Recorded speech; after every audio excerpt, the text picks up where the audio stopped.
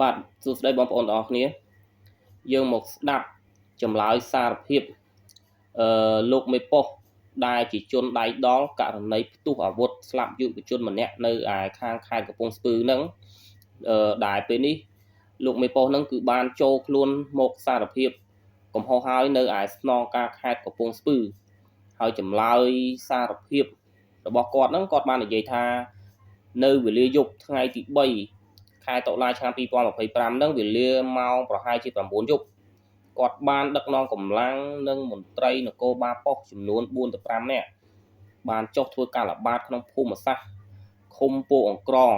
នឹងដល់លុះមកដល់ចំណុចកើតហេតុខាងលើក៏ប្រទះឃើញយុវជនទាំងពីរនាក់ហ្នឹងគាត់កំពុងតែជិះម៉ូតូពេលនោះភ្លាមក៏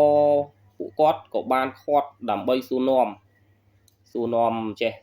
អញ្ចឹងទៅណាបងប្អូនព្រោះវាជាយប់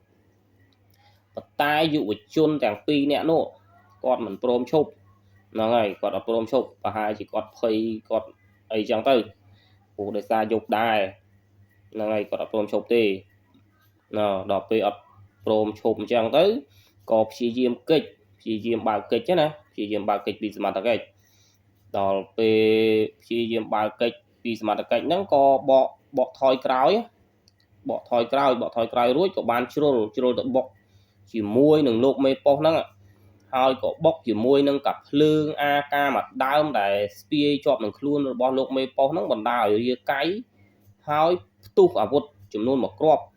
ចំដើមទ្រូងយុវជនខាងលើហ្នឹងក៏បណ្ដាលឲ្យស្លាប់បាត់បង់ជីវិតភ្លាមនៅនឹងកន្លែងកើតហេតុហ្នឹងទៅណាអានេះគឺជាចម្លើយសារភាពរបស់លោកមេប៉ុសពោធិ៍អង្ក្រងហ្នឹងដែលគាត់ចូលមកសារភាពនៅឯស្នងការខេត្តកំពង់ស្ពឺហ្នឹងគាត់បាននិយាយថាអញ្ចឹងទេនេះគឺជាចម្លើយរបស់លោកមេប៉ុសខាងលើដែលបានសារភាពហ្នឹងអញ្ចឹងបងប្អូនយល់យ៉ាងណាដែរណាបងប្អូនទាំងអស់គ្នាយើងបានស្ដាប់នៅចម្លើយសារភាពហ្នឹងហើយតើយើង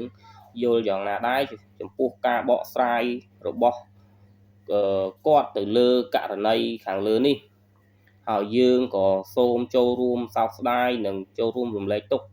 ដល់ភាគីរបស់ជនរងគ្រោះផងដែរហើយសង្ឃឹមថា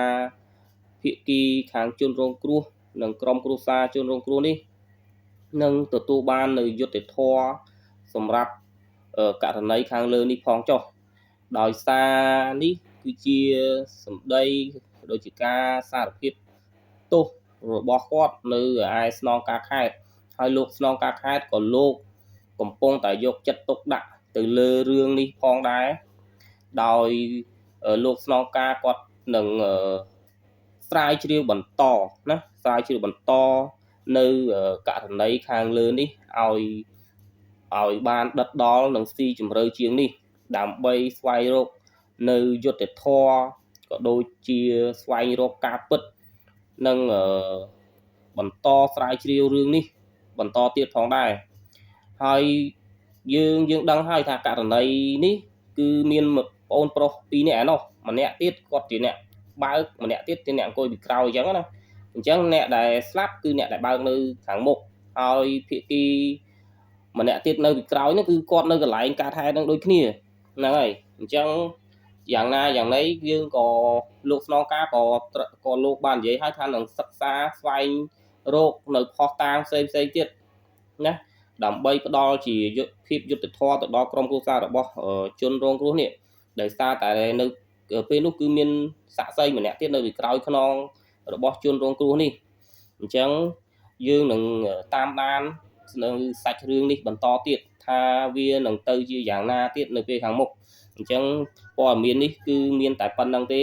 សង្ឃឹមថាបងប្អូននឹងទទួលបាន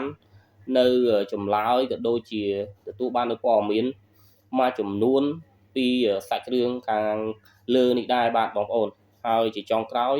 សូមបងប្អូនជួយ Subscribe like និង share នៅ channel របស់ខ្ញុំមួយនេះផងដើម្បីជាកម្លាំងចិត្តក្នុងការស្វែងរកនៅព័ត៌មានផ្សេងទៀតមកផ្សាយជូនបងប្អូនទាំងអស់គ្នាទៅមុខទៀតបាទសូមអរគុណ